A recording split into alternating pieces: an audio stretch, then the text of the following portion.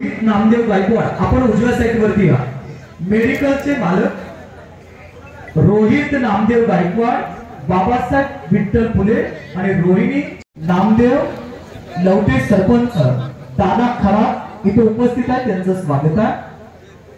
Datta major यांचा सन्मान बापूंच्या शुभास्त्रोच्या केलं. 5,500 कोटी पेक्षा जास्त निधी आणून सांगोला तालुक्यातील 103 गावाचं नंदनवन करण्याचं काम ज्या माणसानं केलं आणि महाराष्ट्रामध्ये इतिहास घडवला त्या माणसाचं नाव आहे आदरणीय शहाजी बापू पाटील साहेब. आपल्या सगळ्यांना ज्ञात आहे या गावातील खांद्याला खांदा लावून लढणारी माणसं आहेत, महूत गटातील माणसं आहेत. या खेड्यापाड्यातील गोरगरिबाच्या झोपडीपर्यंत ज्या माणसानं संघर्ष पोहोचवला. 1990 साली एक चिक महोदाचा मुलगा यायचा आणि जिबाच्या हुडावरती बसून भाषण करायचा, सांगायचा बाबांनो मी टेंबू 300 किलोमीटरवरून आणतो, उजनी 200 किलोमीटरवरून आणतो, सांगोला तालुक्याला पाणी आणतो, गोरगरिबाच्या पोराला रोजगार देतो, या तालुक्यात स्वाभिमान जागा करतो. माणसं हसायची, डोक्यावर परिणाम झाला का? टेंबू कुठं, बोलता काय? तुम्हाला सगळ्याला ज्ञात आहे, संघर्षाचा साक्षीदार आपण सगळे आहात. लोक चेष्टा करायची, बापूची गाडी आली का उठा उठा म्हणायची, पाणी आलं, पाण्याचा लोंढा आला, उठा उठा. त्या सगळ्या गाड्यांनी आता बघितलंय. उजनीचा 2 टीएमसी पाणी स्वर्गीय बाळासाहेब ठाकरे उपसा सिंचन योजनेचा जन्म या महाराष्ट्रात कोणी जर घातला असेल तर त्याचा जनक आहे आमचा नेता शहाजी बापू पाटील. मित्रांनो 900 कोटीचा निधी आणलाय. महाराष्ट्रातील एका नेत्यानं सांगायचं बापू एवढा निधी कोणी आणलाय का? सुकान होत नाही रे बाबांनो. घरावरती तुळशी पात्र ठेवावं लागतं, जमिनीचा 7-12 गुणावतर लिहून द्यावं लागतात, आत्मांसन करावा लागतो, कुचेष्टासन करावं लागते, पीडासन करावा लागतो. पराभवानं खचून जाऊन चालत नाही. त्याच उमेदीनं, त्याच ताकदीनं, त्याच जिद्दीनं, त्याच हिमतीनं कुटुंबात सुद्धा वेळ प्रसंगी पत्नीला मुलाला सांगावं लागतो या लढ्यातून आलो तर तुझा नाहीतर समाजाचा, अशी लढाई करणारा हा नेता. मित्रांनो या तालुक्यामध्ये एक गाव दाखवा ज्या ठिकाणी आमदार साहेबांच्या माध्यमातून काम चालू आहे. टेंबूचं 2 टीएमसी पाणी आणलं. मान नदीला तात्या बाळासाहेब इथं ऐका, मान नदीला कॅनॉलचा दर्जा दिला. या राज्यात एकही अशी नदी नाही की जिला कॅनॉलचा दर्जा आहे. वर्षातून 3 वेळा नदीला पाणी सोडायचा GR काढला आहे नेत्यानं. 17 बंधारा भरून घ्यायचं.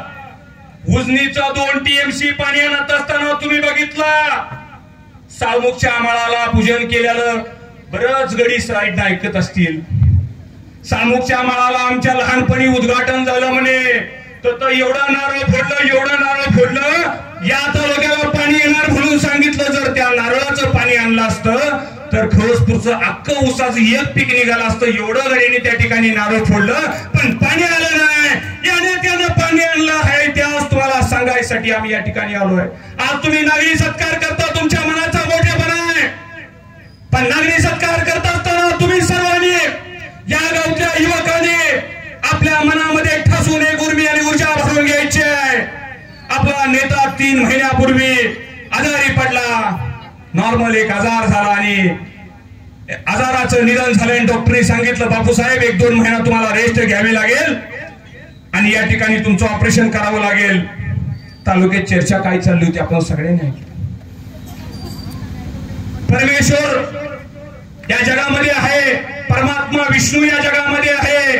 खवासपूर नगरी ही इतिहासाची पावन नगरी आहे. मित्रांनो लोकांनी कालवा उठवला, म्हणले बापूला काही जण घरी कॅन्सर झाला, म्हणले काही जण म्हणले बापूंचा फुफ्फुस खराब झाला, काही जण म्हणले बापूंचा लिव्हर डॅमेज झाला, काही जणांनी काही कालवा केला. मित्रांनो ज्या दिवशी महाराष्ट्राचा लोकनाथ एकनाथरावजी शिंदे साहेब बापूंना भेटायला आले, बापूच्या बेडजवळ जाऊन एकनाथ शिंदे साहेबांनी विचारलं बापू काय आता तब्येत काय म्हणते? बापूंनी सांगितलं साहेब माझी तब्येत चांगली आहे, मला कशाची चिंता नाही, पण माझी 14 गावं पाण्यासाठी वणवण करतात. 60 वर्ष झालं लोक पाण्यासाठी घरदार प्रपंच लेकरं बाळ उघड्यावर टाकून या ठिकाणी पाणी पाणी म्हणून वणवण भटकतात. माझ्या जीवाचं काही झालं तर चालेल, पण माझ्या या 14 गावाला पाणी तेवढं मंजूर करा. मित्रांनो, डोळं टच करून भरून जाण्याजोगा प्रसंग आहे. दुसऱ्या दिवशी एकनाथरावजी शिंदे साहेबांनी 300 कोटीचं टेंडर काढलं आणि ते पाणी आपल्या 14 गावाला येतंय. हा इतिहास आपल्या नेत्यानं सुवर्णाक्षराने लिहून देण्यासारखा आहे. या महाराष्ट्रातल्या कोणत्याही माईच्या लालला जे जमलं नाही ते नेत्यानं आमच्या केलं. आमचा छाती उर भरून येतो. कुणी या तालुक्यासाठी कामं किती केली हे महत्वाचं नाही, पण जे 5 वर्षात आमच्या नेत्यानं केलं ते कुणी त्यांच्या अखंड आयुष्यात केलं का एकदा तरी त्यांना जाऊन विचारा मित्रांनो. अरे मुस्लिम समाज बांधवांना या तालुक्यातील जाऊन विचारा. या महाराष्ट्रात कुठंच नाही एवढा देखना ईदगाह मैदान 7 कोटी खर्चून या ठिकाणी या नेत्यानं सांगोल्यात उभा केलंय. महाराष्ट्रातील काय संपूर्ण देशातील मुस्लिम समाज अवाक झाला मित्रांनो. एकनाथरावजी शिंदे साहेबाचा शिलेदार सामाजिक समता प्रस्थापित करत असताना एवढा मोठा विचार करू शकतो हे कधीच कुणाला वाटलं नाही. आपल्या खेड्यापाड्यात शिवबापू लोणार समाज आहे. लोणार समाज देश स्वातंत्र्य झाल्यापासून आहे, स्वातंत्र्यापूर्वी होता. का कुणाला सुचलं नाही लोणार समाजाला काय द्यावं? बापू तुमच्या साक्षीनं सांगा, 2 कोटी या ठिकाणी सांगोल्यात लोणार समाजासाठी या नेत्यानं आणलेत. म्हणले नाही लोणार समाजाची संख्या किती, मतं पडणार किती, विरोधात किती, बाजूने किती, नाही विचार आम्ही केला. दीपक काय वेळे तुम्ही बसताय या ठिकाणी. होलार समाजाला कधी काय मिळालं होतं का? 1 कोटीचा निधी या नेत्याने या ठिकाणी होलार समाजासाठी आणलाय. हे या ठिकाणी सांगण्याजोगी गोष्ट आहे मित्रांनो. या ठिकाणी दुर्ड्या विणणारे, बांबू विकणारे बुरुड समाजाचं मतदानच किती आहे आपल्या सांगोला शहरामध्ये? बोटावर मोजणे एवढं मतदान आहे. नेता माझा त्या ठिकाणी म्हणला नाही या बुरुड समाजासाठी मी काय करावं.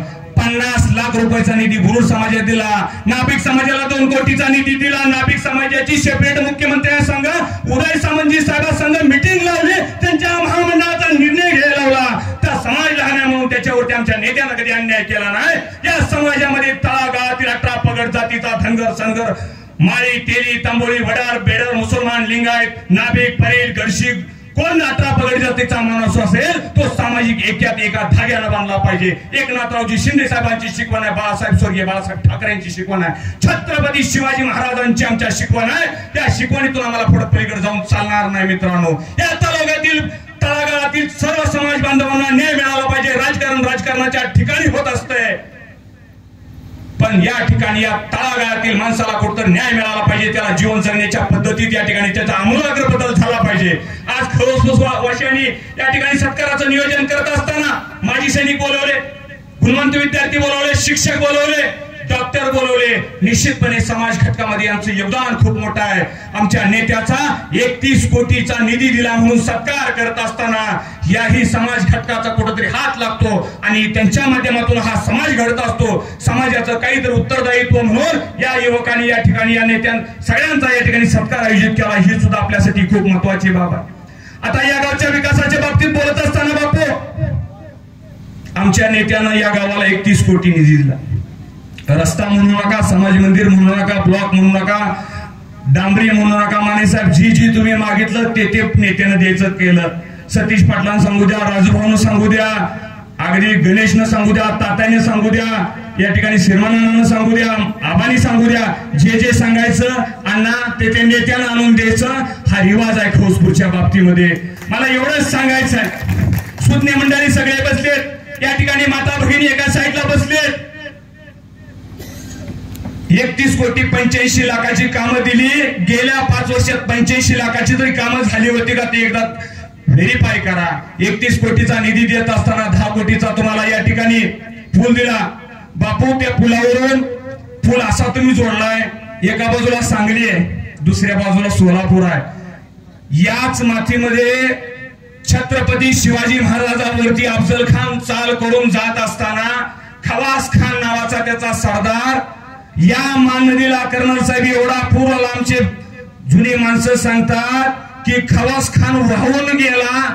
ही इतिहासाची असणारी ही माती, ही भूमी छत्रपती शिवाजी महाराजांसाठी मानगंगा धावून आली. हे असं खवासपूर, एवढ्या ताकदीचं खवासपूर, आणि आटपडीला जाताना त्यांना दिगंचून जायची वेळ येत होती. मला प्रश्न हाच पडतोय, याच्या पूर्वी कोण आमदार झाले होते का नव्हते, याच्यापूर्वी कोण जिल्हा परिषद सदस्य झाले होते का नव्हते, का हो साध्या नळ्या टाकायचे त्यांना जमल्या का? आमच्या नेत्यानं हा विचार नाही केला की खवासपूरमध्ये माझी आता ग्रामपंचायत नाही ना, मी पूल कसा देऊ? त्या पुलावरून राष्ट्रवादीचं गडी जाणार आहे, शकापचं गडी जाणार आहे, शिवसेनेत जाणार आहे, आरपीआयचं जाणार आहे, आमच्या विरोधात रासर नियोजन करणारं गडी सुद्धा त्या पुलावरून जाणार आहे. पण आमच्या नेत्याचा विचार उच्च आहे, आमच्या नेत्याचा विचार चांगला आहे, आमच्या नेत्याची नीतिमत्ता चांगली आहे. आमच्या नेत्यानं ठरवलंय केलं तर शेवट असंच काम करायचं आणि ऐतिहासिक काम केलं. इथून पुढच्या बापू हजारो पिढ्या तुम्हाला आठवणीत ठेवणार आहेत. शहाजी राजाराम पाटील नावाचं चिक महोदाचं एक पोरग राजकारणात समाजकारणात ताकदीनं आलं आणि या तालुक्याची चक्र फिरवत असताना माझ्या खवसपूरचा काया पालट केला आणि कधीच नव्हता असा 2 जिल्ह्याला जोडणारा सेतू त्या पट्ट्या भादरानं बांधला. हे या तालुक्यातील जनता कधीच विसरणार नाही. एवढा मोठा आपल्या हातून चांगलं काम होतंय बापू. या ठिकाणी एकनाथ शिंदे साहेबांच्या माध्यमातून काम करत असताना या तालुक्याला भागाचं दिलं साहेब देत असताना बापू गेल्या 6 महिन्यामध्ये आटपाडी तालुक्याला आपल्या सगळ्यांचा संपर्क आहे. खरं सांगायचं या ठिकाणी दुकानदार कृषीवाले सगळे बसलेत. आटपाडी तालुक्याला दुष्काळ निधी मिळला का हो? आपल्या गड्यांच्या सातबाऱ्यावर खटाखट 190 कोटीचा निधी या तालुक्यात आलाय. आटपाडी तालुक्यात एकदा जाऊन विचारा दुष्काळ निधी तुम्हाला आलाय का? अजिबात आला नाही. हे काम आमच्या नेत्यानं केलंय. या गोरगरीब कष्टकऱ्याच्या शेतकऱ्याच्या घरात दीनदुबळ्याच्या घरात ज्यांचा सातबारा आहे त्याच्या नावावर या लोकसभेपूर्वी आणि लोकसभेनंतर जे पैसे दुष्काळी निधी आलं त्याचं एकमेव श्रेय जातं एकनाथरावजी शिंदे आणि त्यांचा सरदार आदरणीय शहाजी बापू पाटील साहेबांना. हे या ठिकाणी जनतेबद्दल गोरगरिबाबद्दल 18 पगड जातीबद्दल काम करत असताना तळमळ झाली पाहिजे. मळमळ होऊन राजकारण होत नाही. तालुक्यात तुम्ही बघताय जातीचं विष पेरणाऱ्या गड्यांची संख्या प्रचंड वाढली, दुसऱ्याचं वाईट चिंतणाऱ्याची संख्या प्रचंड वाढली. पण आमची नीती साफ आहे, आमचा नेता साफ आहे, आमची राजनीती साफ आहे. मित्रांनो एवढंच सांगत असताना एकनाथरावजी शिंदे साहेबांनी या महाराष्ट्रामध्ये भरभरून दिले. बापूंनी सकाळीच उल्लेख केला महिला भगिनींसाठी एकनाथरावजी शिंदे साहेबांनी 7 योजना आणलेत. जननी योजना आणले, सुकन्या योजना आणले, बचत गटांना अनुदान मदत करणारी योजना आणली, आशा वर्करांचं मानधन वाढवले, अंगणवाडी सेविकांचं मानधन वाढवले. या ठिकाणी विधवा भगिनींसाठी पेन्शन योजना ताकदीनं वाढवली. एवढंच नाही तर लाडकी बहीण म्हणून या ठिकाणी जी योजना आणली आहे या ठिकाणी प्राध्यापक संजयजी देशमुख सर, शिवसेनेचे विधानसभा प्रमुख माऊली तेली, अस्मिरबाई तांबोली, शहरांचे 2 नेते, शहर अध्यक्ष व शहर समन्वयक या ठिकाणी आले. त्यांचंही या ठिकाणी आम्ही जोरदार टाळ्या वाजवून स्वागत करतोय. लाडक्या बहिणी योजनेचं बापू काल आम्ही ऐकलं, तुम्ही तहसीलदार साहेबांना फोन केला होता. तहसीलदार साहेबांनी सांगितलं या तालुक्यातील 80,000 महिलांची अकाउंट जॉईन झालेत. त्या अकाउंटवरती निधी गेलाय आणि या ठिकाणी 350 महिला जी त्यात रिजेक्ट झाले त्याची कारणही तुम्ही या ठिकाणी विचारलं. म्हणजे 24 कोटीच्या 2 कोटी 40 लाखाच्या आसपास निधी या ठिकाणी महिला भगिनींच्या खात्यावरती आलाय. माननीय एकनाथरावजी शिंदे साहेबांची संकल्पना आहे. माझी महिला भगिनी गोरगरीब घराण्यातील कोणत्याही घरात असू द्या, अगदी छपरात असू द्या, बंगल्यात असू द्या ना झोपडीत असू द्या, माझ्या बहिणीला या भावाची ओवाळणी गेली पाहिजे. तिच्या मुलाच्या शिक्षणासाठी 2 रुपये उपयोग येतील, तिला पैठणी घ्यायसाठी 2 रुपये उपयोग येतील, तिच्या आरोग्यासाठी उपयोग येतील, अन्य कोणत्याही कामासाठी उपयोग येतील. पण एक भावाची ओवाळणी म्हणून या ठिकाणी एकनाथरावजी शिंदे साहेबांनी जो लाडकी बहीण योजना या महाराष्ट्रात आतापर्यंत कोणत्या सरकारला जमलं नाही ना कोणत्या मुख्यमंत्र्याला जमलं नाही, ती योजना या ठिकाणी माननीय एकनाथरावजी शिंदे साहेबांनी या ठिकाणी राज्यामध्ये आणली. ताकदीनं त्याची अंमलबजावणी करतोय आपण. आदरणीय बापू त्या समितीचे अध्यक्ष असून जातीनं लक्ष घालून 80,000 महिलांच्या खात्यावरती पैसे आपण वर्ग केलेत. उर्वरित राहिलेल्या महिलांच्या खात्यावर सुद्धा आपण ताकदीनं पैसे सोडणार आहे. कारण आपली माणसं जर आपण आपल्या सन्मानानं नाही वागवली तर निश्चितपणे देव सुद्धा आपल्याला माफ करणार नाही. ही आपली भूमिका, परमेश्वराला मानणारी आपण सगळी माणसं आहोत. मित्रांनो या ठिकाणी बोलत असताना मला एवढं शेतकरी मित्रांना सांगायचं आहे, फेक नेरेटिव्ह इथून पुढच्या राजकारणामध्ये ताकदीनं पसरवलं जाण्याची शक्यता आहे. आपण सगळे काम करत असताना आतापर्यंत 35 वर्षाच्या संघर्षाच्या काळात तुम्ही पाठीमागे असणारे, तटस्थ असणारी आपण सगळी एका ताकदीने, एका जीवाने, एका कुटुंबातली माणसं या ठिकाणी कोणत्याही फेक नेगेटिव्हला बळी न पडता या राज्यामध्ये काम करणारा एक युगपुरुष एकनाथरावजी शिंदे साहेबांच्या मार्गदर्शनाखाली आपण काम करत असताना आपण बघितलं की 6 महिन्यापासून ना कोणाचं कलेक्शन बापू तोडलंय, ना कोणाचा डीपी काढून नेलाय. ज्यांना पाहिजे तेवढी लाईट, फुकट लाईट देण्याचं काम सुद्धा या सरकारच्या माध्यमातून होतंय. पीएम किसान योजनेचे पैसे देत असताना या ठिकाणी नमो पेन्शन योजनेचं सुद्धा मुख्यमंत्री साहेबांच्या माध्यमातून आपण या ठिकाणी पैसे देतोय. मला एवढंच सांगायचं आहे, ताकदीनं काम करणारे, एका जीवानं काम करणारे आपण सगळे माणसं आहोत. आपल्या नेत्याची निवडणूक पुढे येणार आहे, पण निवडणुकीपूर्वी बोलत असताना मी तुम्हाला एवढीच विनंती करणार आहे, आता कुणाला आमदार व्हायसाठी निवडणूक लढायची आहे, कुणाला राजकारणात स्वतंत्र अस्तित्व निर्माण करण्यासाठी निवडणूक लढायची आहे, पण गुंडादादा आपल्याला ही निवडणूक मंत्रिपदासाठी लढायची. ही तुमच्या मनाशी ठाम कुणगाट बांधा, कारण आपला नेता किती ताकदीचा, किती हिमतीचा, किती ताकदीचा तुम्हाला माहितीये. या महाराष्ट्रामध्ये नेतृत्व, कर्तृत्व आणि दातृत्व जर कोणाकडे असेल तर ते फक्त बापूकडे आहे. काची गणपती वर्गणी या तालुक्यानं बघितली आहे. 1.5 कोटीपेक्षा जास्त गणपती वर्गण देणारा या तालुक्यातील एकमेव नेता बापूसाहेब आहेत. गणपतीसाठी प्रचंड प्रेम, अगदी हिंदू धर्मातील 18 पगड जातील, सर्व धर्मातील या ठिकाणी सण उत्सव ताकदीनं करण्यासाठी बापूच्या माध्यमातून या तालुक्यामध्ये प्रचंड असा निधी दिला जातोय. आणि हे करत असताना मला आपल्या सगळ्यांना विनंती करायची, आपण सगळे सुशिक्षित आहात, ताकदीचे आहात. मुंबईमध्ये काय घडलं तर कोणत्या मंत्र्याला किंवा कोणत्या प्रवक्त्याकडे कोणताही पत्रकार जात नाही. TV9चे या ठिकाणी पुढारीचे पत्रकार बसलेत, सगळ्यांना माहितीये.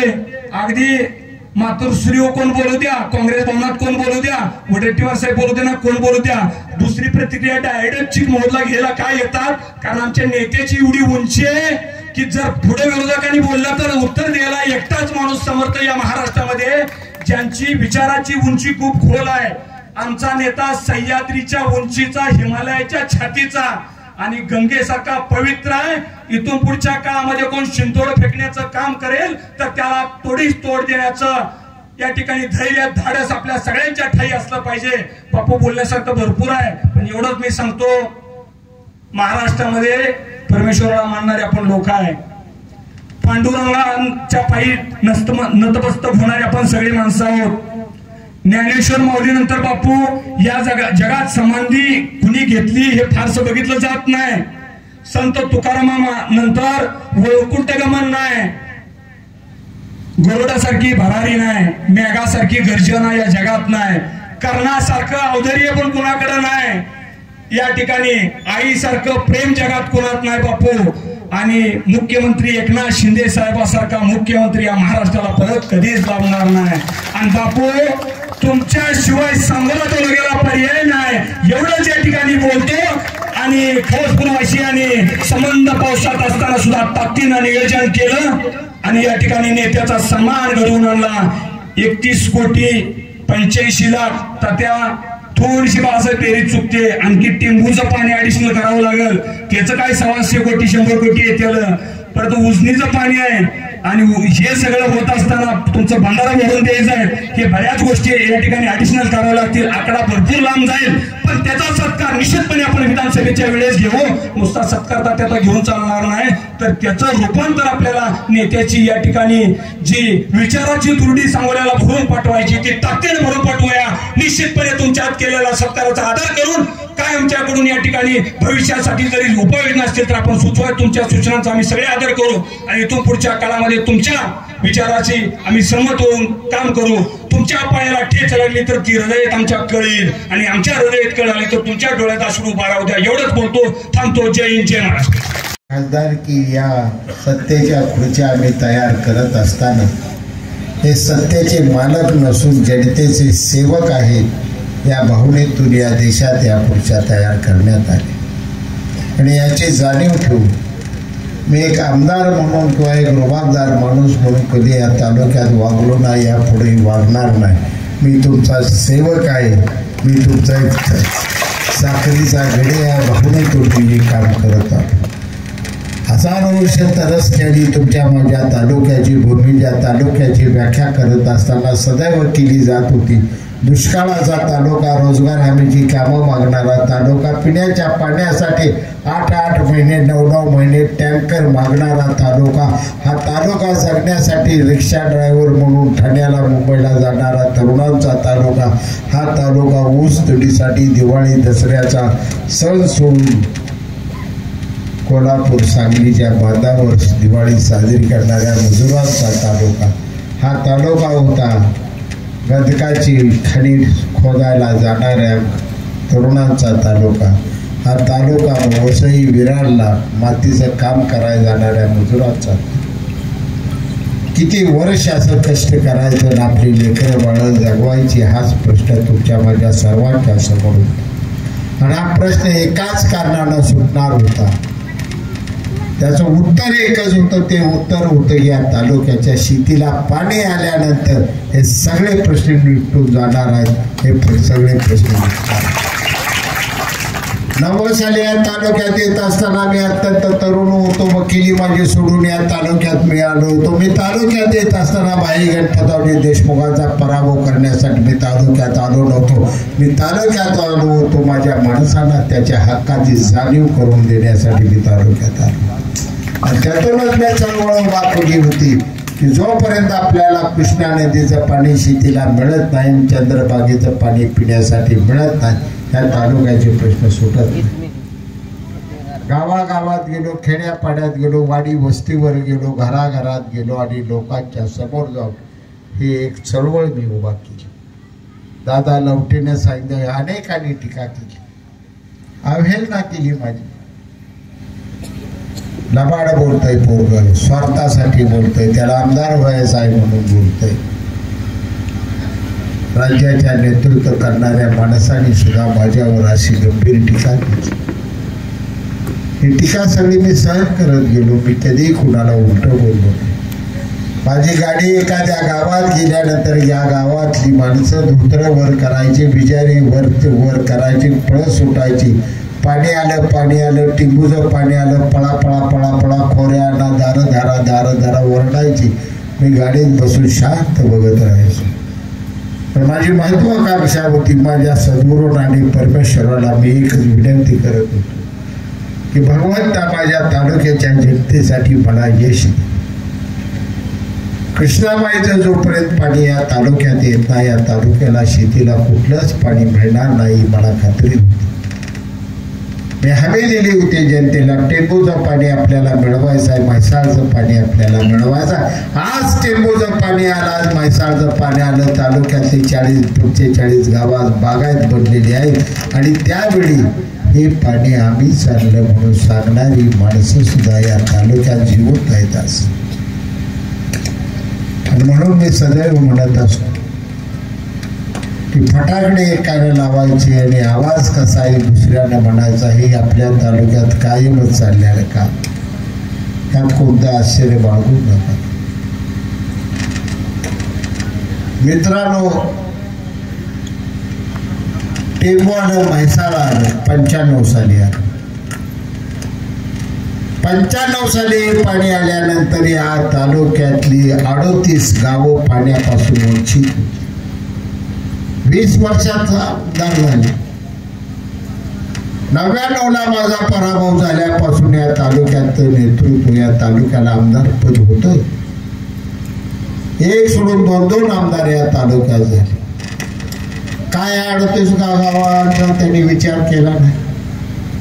खवसपूरला टिंबूचं पाणी होतं, खवसपूरला टिंबूचं पाणी नव्हतं, नोटेवाडीला नव्हतं पाणी नव्हतं, अचलदानीला पाणी नव्हतं, लक्ष्मीनगरला पाणी नव्हतं, बागलवाडीला पाणी नव्हतं, सोनालवाडीला पाणी नव्हतं, मंगेवाडीला पाणी नव्हतं. कशासाठी याने विचार केला नाही. आणि काल तुम्ही मला निवडून दिल्यानंतर मी सगळी 14 गावं बसवली. ती शिवण्यापासून एकतपूरपासून ते खवासपूरपर्यंत चीकमोद घेतलं, कटपळ घेतलं, इटकी घेतलं. एकट्या इटकी गावासाठी मला 1,200 कोटी रुपयेचं बजेट वाढवून घ्यावं लागलं. त्यावेळी त्या इटकीच्या गावाला पाणी गेलं.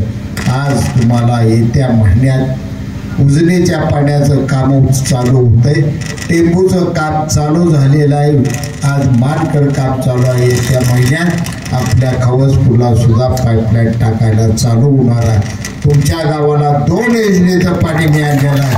टेंबूचं पाणी तुम्हाला दिलेलं आहे, उजनीचं पाणी तुम्हाला दिलेलं आहे. 1 एकर सुद्धा खवसपूरचा जिरायत राहणार नाही. प्रत्येक एकरात पाणी पोचवल्याशिवाय विशाजी पाटील राहणार नाही. तुम्हाला जाहीररित्या मी कोणता बोलायचा पाहिला, कोणत्या गावात किती मतं पडली, कोण लीड आहे, कुणाला ज्यादा मतं पडली, कुणाला कमी मतं पडली, कुठल्या समाजाचं गाव आहे, कुठल्या जातीचं गाव आहे, अजिबात काम करत असताना गेल्या 5 वर्षात मी हा विचार केला. तालुक्यातलं प्रत्येक गाव माझा आहे, मतदारसंघातलं प्रत्येक गाव माझा आहे. भाळवणी गट असो किंवा सांगोला तालुका असो, प्रत्येक गावावर मी मनापासून प्रेम केले. त्यांच्या अडचणी सोडवायचा मी मनापासून प्रयत्न केला. तुमच्या आशीर्वादाने, माझ्या माता भगिनींच्या आशीर्वादाने मित्रांनो, आज हे बघत बघत आपण चित्र बदलत चाललो. आजचा तालुका आणि येणाऱ्या 2 वर्षातला तालुका आहे जमीन आसमानचा अंतर असतो.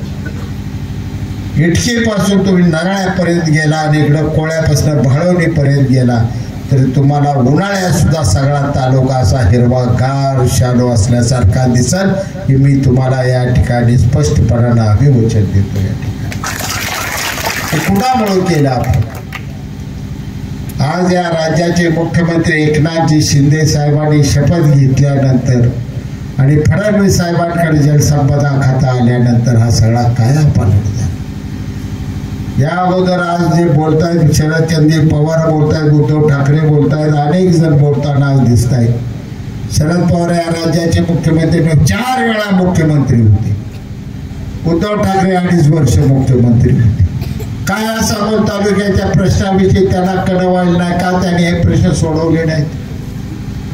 आणि आजच्या वेळेस सांगोल तालुक्याचे प्रश्न सुटायला लागले. सांगोला तालुका प्रगती पथावर चालल्यानंतर हीच लोक येत आहेत आणि पुन्हा टीका टिप्पणी करून लोकांना भांबावून सोडण्याचं काम करतायत. यापासून पहिल्यांदा तुम्ही आम्ही सावध राहिलं पाहिजे मित्र.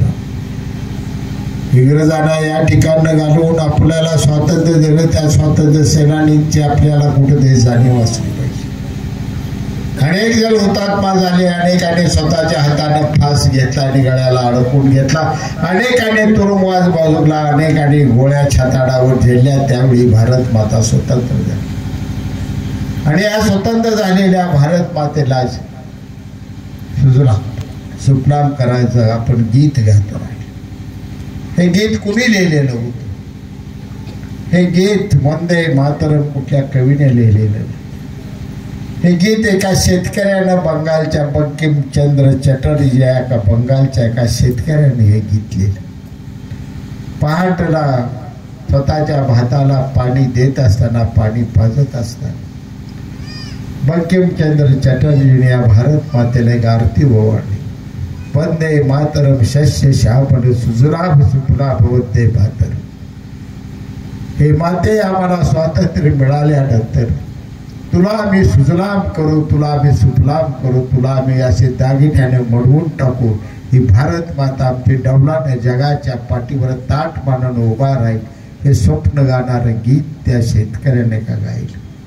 आणि ते गाणं पूर्ण करण्यासाठी आज प्रत्येक पिढीने कष्ट करणं, राबणं हे तुमचं माझं सर्वांचं कर्तव्य. आज या ठिकाणी तरुण फळे अशी उभा राहिलेली आहे.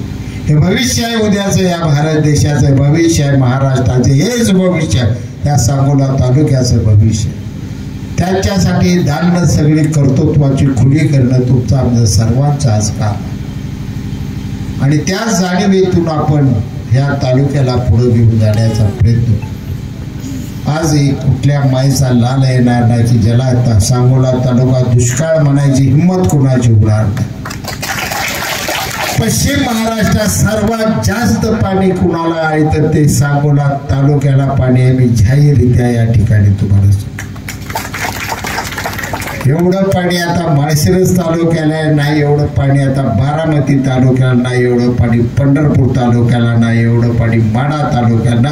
सर्वात जास्त पाणी कुणाला आहे तर ते सांगोला तालुक्याला आहे. एवढं पाणी सांगोला तालुक्याच्या शेतीला आणण्याला आपल्याला यश मिळाले. आज टेंबूचं जवळजवळ आपण या ठिकाणी 8 TMC पाणी आणले. 2 TMC उजनीचं पाणी आपण मिळवू. म्हैसाळचं 2 TMC आपण पाणी मिळवलं. निरा उजवा कालव्याचं 4 TMC पाणी वापरतो, आता 1 TMC अजून पाणी वाढायला लागलं. जवळपास 20 TMC पाणी एका भाटघरच्या धरणा एवढं पाणी एकट्या सांगोला तालुक्याला मिळवायला आपल्याला यश मिळालं. हे यश फक्त आणि फक्त कुणामुळे मिळालं तर या सांगोला तालुक्याच्या जनतेमुळं आणि मुख्यमंत्री एकनाथजी शिंदे, फडणवीस साहेब, अजितदादा यांच्यामुळे मिळालं. या युतीच्या शासनामुळे आपल्याला यश मिळालं. टीका करून टीका टिप्पणी करून मतं मिळवणं सोपं असतं. प्रश्न जे मांडतायत, प्रश्न तयार करतायत आणि टीकेचा सकाळी भडीमार करतायत. संजय राऊतांना तर काम असतं. एक म्हशीवर फोन, अर्धी म्हशी शिरा खाल्ला, गडी नारळाच्या झाडाखाली बसतोय. ज्या सकाळी सुरुवात करतोय त्याला काय कळता कळत. फक्त मुंबईचा नगरपालिकेत नगरसेवक म्हणून जेते तर त्याला निवडून नाही सांगा. ही खासदार झालाय आमच्या मतावर. आम्ही त्याला मतं दिली, खासदार झाला आणि आम्हाला जाता शिव्या घालायला लागल्या. एक निवडणूक लढव, एकदाच ते दरबारात जाऊन बघ काय जनता असते ती कळत का या ठिकाणी. आम्ही 7 वेळा गेलो, 5 वेळा मुंडकाव जनतेने आम्हाला टाकला. आम्ही घर बसलो, काय सुद्धा बोललो. हा जनतेचा भाव मनापासून आम्ही स्वीकार. पण काम कधी बंद केलं नाही. पडलो तरी कामात राहिलो, निवडून आलो तरी कामात राहिलो. सांगोला तालुक्याच्या प्रत्येक माझ्या माता बहिणी, आया बहिणीचं आणि जनतेचं, शेतकरी, शेतमजूर, दलित, दुबळ्याचं प्रत्येकाची सेवा करणं. माझा तालुका पुढे गेला पाहिजे, माझा तालुका प्रगती पथावर गेला, हाच एक ध्यास घेऊन मी काम करतो. माझे सगळे सहकारी काम करतात. आज एकच प्रगती. काँग्रेस पक्षाचं काम केले, काय मिळालं? 30 वर्ष काँग्रेस पक्षाचा झेंडा घेऊन संपूर्ण महाराष्ट्र मी पिंजून काढलेला कार्यकर्ता.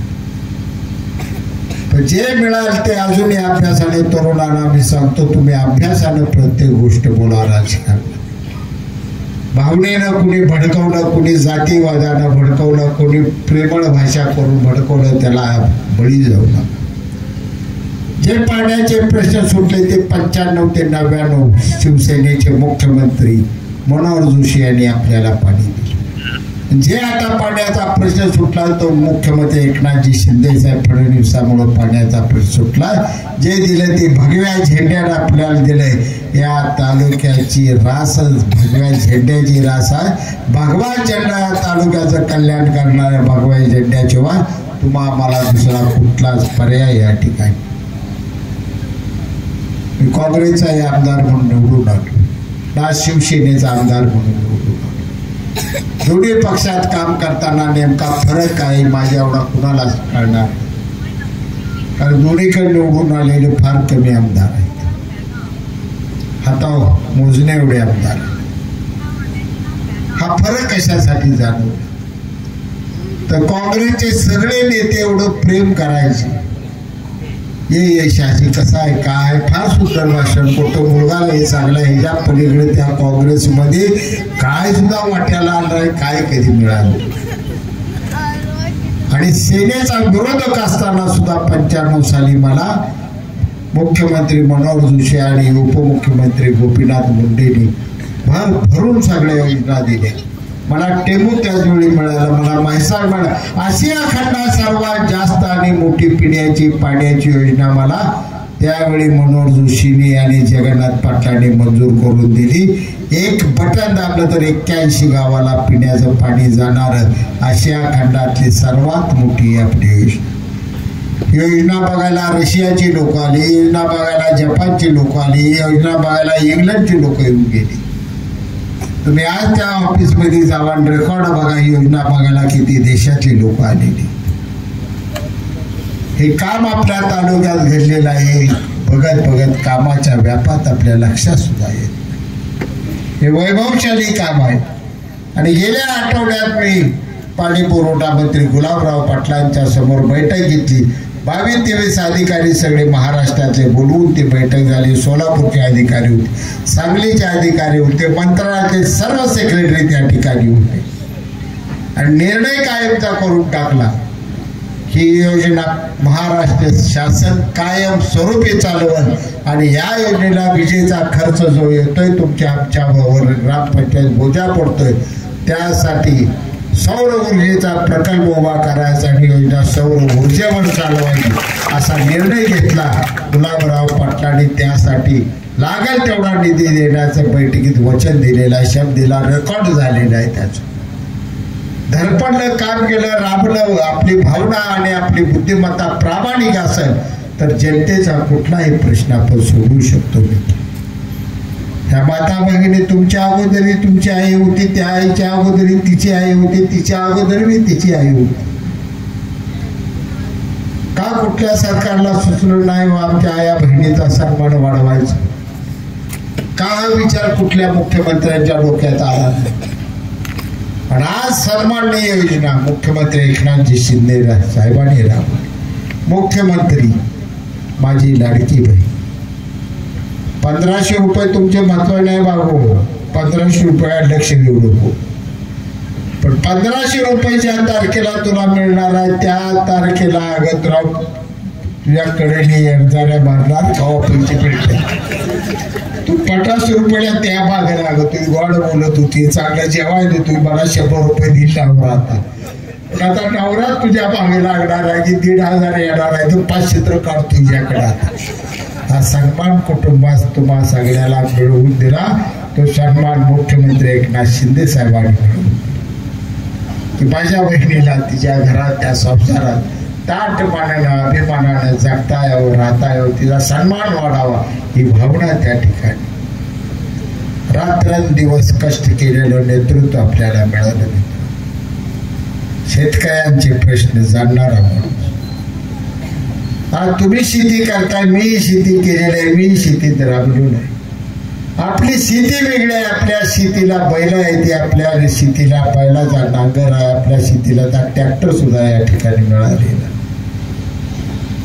पण दऱ्याखोऱ्यातल्या डोंगरावल्या शेतीत आज ट्रॅक्टर चालत नाही, आज तिथे बैल नाही. चिखलातली शेती आहे. खांद्यावर शेतकऱ्याला आव धरावं लागतोय, नांगर शेतकऱ्याला खांद्यानं वडायला लागतोय आणि मागे एकानं नांगर धरायला. कुळवायचं झालं तर एकानं खांद्याला घेऊन ती दावं पुढं ओढत राहायचं आणि मागच्यानं कुळवायचं. ही शेती डोंगरावल्या त्या सातारा सह्याद्रीच्या कपाऱ्याची. आज ही शिंदे साहेबांच्या खांद्याला काळं कबीर चट्टा इथं त्यांनी नांगर वडलेलं चट्टा आजही त्यांच्या खांद्यावर दिसतंय. त्याने शेती करताना नांगर स्वतः खांद्यावरून ओढलेला आहे. त्या माणसाला शेतकऱ्याचे दुःख माहीत नाही तर कुणाला शेतकऱ्याचे दुःख माहीत नाही. तिथून जगण्यासाठी ठाण्याला गेल्यानंतर काम कुठलं गेलं तर दुसऱ्याची रिक्षा, स्वतःच्या मालकीची रिक्षा नव्हती, दुसऱ्याची रिक्षा घ्यायची भाड्यानं आणि ती भाड्यानं रिक्षा चालवायची. त्याचं 24 तासाचं भाडं द्यायचं, राहिलेलं पैसे घेऊन घर चालवायचं. अशी भाड्यानं रिक्षा घेऊन चालवलेले हे मुख्यमंत्री पदावर विराजमान झालेलं नेतृत्व. आनंदीजींनी त्याला मोठी जुनी पहिल्यांदा रिक्षा दिली भेट म्हणून. त्याने अनेक मिलमध्ये मजूर म्हणून काम केलेलं आहे. त्यांना शेती केली, शेतीचे प्रश्न माहीत आहे, रिक्षा चालवली, तरुणांचे प्रश्न माहीत, मजुरी केली, मजुरांचे प्रश्न माहीत, सर्व थरातील लोकांचे प्रश्न माहीत असलेले या महाराष्ट्राचं हृदयात कळवळ असलेलं नेतृत्व म्हणजे एकनाथजी शिंदे साहेब. मी स्वतःला भाग्यवान समजतो. मला अनेक जण म्हणत असतील आता कोणत्या भाषणात म्हणले की विरोधक बापूला गद्दार म्हणतात. माझी गद्दारी काय मोजते? ह्याला गद्दारी म्हणू नका. ही लढाई केलेली आहे. लढाई केली माझ्या तालुक्याच्या विकासासाठी, लढाई केली आम्ही महाराष्ट्राला प्रगतीपथावर घेऊन जाण्यासाठी. आणि आजही माझ्या सुशिक्षित सगळ्या तरुणांना नम्रतेची आणि कळकळीची विनंती आहे तुम्हाला की महाराष्ट्र राज्य निर्माण 60 साली झाल्यापासून ते आज 2024 पर्यंत सर्वात जास्त निधी जनतेसाठी खर्च करणारा कोणता मुख्यमंत्र्याचा तुम्ही अभ्यास करा. जाहीररित्या मी सांगतो की 2.5 वर्षात सर्वात जास्त निधी करणारा मुख्यमंत्री म्हणून निवड करावी झाली तर तुम्हाला एकनाथ शिंदे याच नावाची निवड करावी लागेल. एवढं कर्तृत्वाने नेतो, रात्रंदिवस कामात. पहाटे 4 वाजता झोपल्यानंतर पुन्हा सकाळी 6 वाजता आंघोळी करून कार्यालयाच्या खुर्चीत बसणार, 2 तास फक्त विश्रांती. कधी चेहरा थकलेला दिसला नाही मला, कधी दमलेला चेहरा मला दिसला नाही. सदैव साहेबांचा चेहरा असा दिसतोय की कमळाचं फूल फुलल्यासारखाच.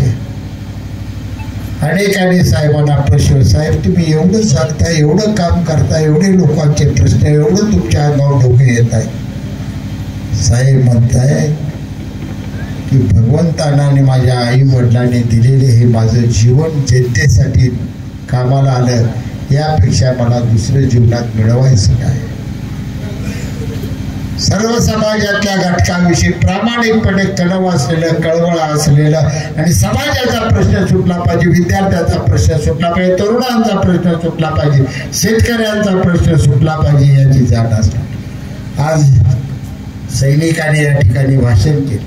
महाराष्ट्रात पहिला एकच तालुका आहे तुमचा माझा, एक सांगोला तालुका, ज्यावर एकनाथ शिंदे साहेबांनी माझ्या पत्रावर सही केली आणि 95,000 सातबाऱ्याच्या शेतकऱ्यांना जळीताचं अनुदान मिळालं. तुम्हाला 60,000, 70,000, 80,000, 1.5 लाख, 2.25 लाखापर्यंत एका शेतकऱ्याला पैसे मिळाले. महाराष्ट्राचा एकमेव आपला तालुका.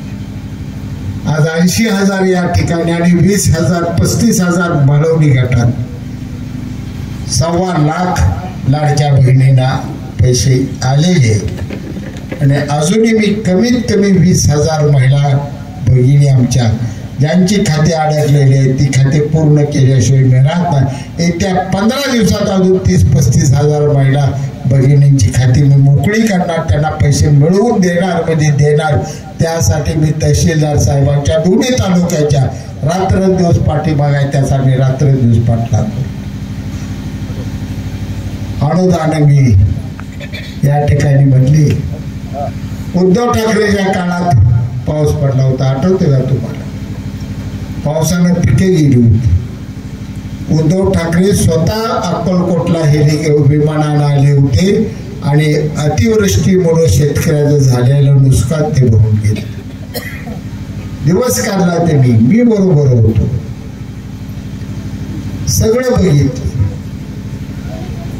सोलापूर जिल्ह्यात सोडा, अक्कलकोट तालुक्याला सोडा, सांगोला तालुका, महाराष्ट्रात जरी 1 रुपया जर वर्षांनात शेतकऱ्याचं नुकसान झालं म्हणून मिळाला असेल तर उद्याची निवडणूक मी लढवू सुद्धा 1 रुपया पैसा दिला नाही शेतकऱ्यांना उद्धव ठाकरे.